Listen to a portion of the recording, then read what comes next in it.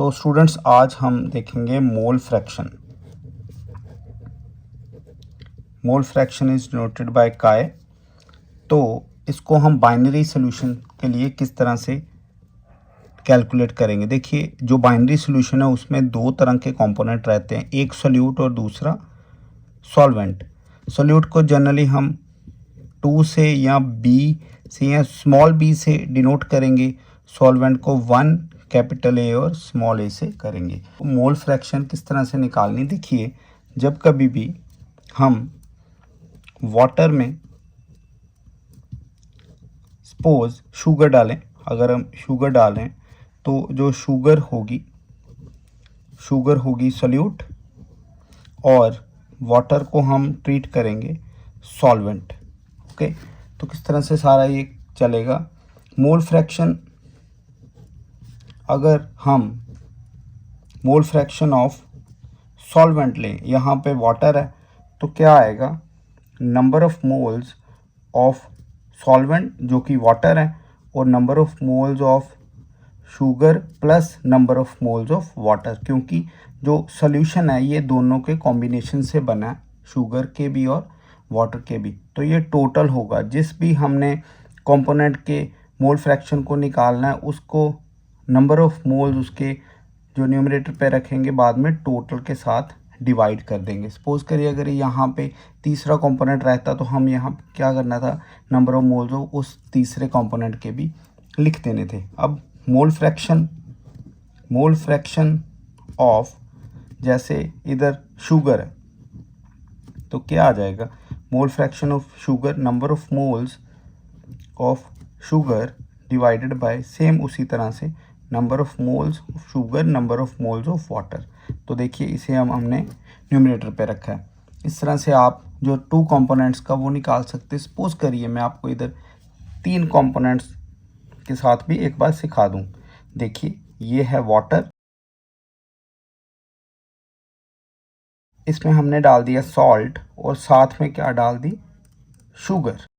तो क्या आएगा, देखें मोल फ्रैक्शन किसकी, वाटर की, number of moles of water over, अब ये तीनों कंपोनेंट जो है हम ऐड करेंगे इनके number of moles of sugar, number of moles of salt plus number of moles of water. इस तरह से हम मोल फ्रैक्शन वाटर के निकालेंगे। अगर number of moles of sugar निकालनी पड़े तो सेम उसी तरह से नंबर ऑफ मोल, यहाँ पे sorry, mole fraction of sugar निकालनी पड़े तो ये फिर हमने इनके साथ जो है टोटल के साथ इसको डिवाइड कर देना है।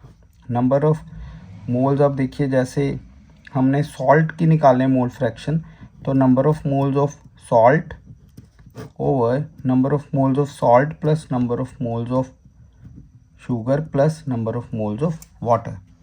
इस तरह से ये जो मोल फ्रैक्शन है किसी भी कंपोनेंट की आप निकाल सकते हो सॉल्यूशन के अंदर। अब देखिए नंबर ऑफ मोल्स का फार्मूला, नंबर ऑफ मोल्स या हम उसे मोल बोलते हैं, नंबर ऑफ मोल्स का फार्मूला क्या होगा, वेट ऑफ दैट कंपोनेंट जिसका भी हमने निकालना है, number of moles weight upon molecular मास। जैसे अगर इस केस में देखें वाटर और शुगर में तो क्या आएगा, number of moles of water क्या आ जाएगा, weight of water upon molecular mass of water. इसी तरह ऑफ मोल्स ऑफ शुगर क्या आएगा, weight of sugar upon molecular mass of sugar. इस तरह से हम जो है नंबर ऑफ मोल्स निकालेंगे और ये मोल फ्रैक्शन निकालेंगे। एक न्यूमेरिकल करते हैं कि जैसे कि हमारे पास आए गिवन में कंपोनेंट गिवन है, कंपोनेंट गिवन हो गए, सपोज कंपोनेंट यूरिया, एक होगा यूरिया, इसकी 30% है गिवन क्वांटिटी, और उसके बाद आ जाए सोडियम हाइड्रोक्साइड, इसकी 40%, और साथ में अगर इसके एसिटिक एसिड है, एसिटिक एसिड होगा तो इसकी भी कितनी होगी, 30%। नेचुरली देखिए 30 + 40 + 30 100% हो जाएगा सोल्यूशन। इसका मॉलिक्यूलर मास क्या होगा, 60 ग्राम पर मोल।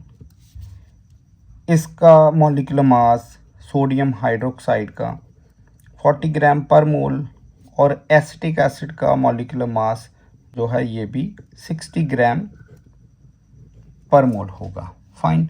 अब हम करेंगे इनके मोल फ्रैक्शन।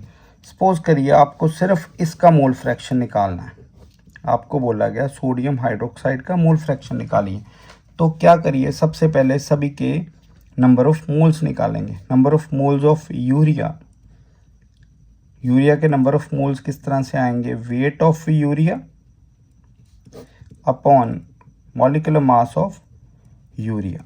वेट कितना है 30, मॉलिक्यूलर मास 60, तो ये आ गया हमारे पास 0.5 नंबर ऑफ मोल्स।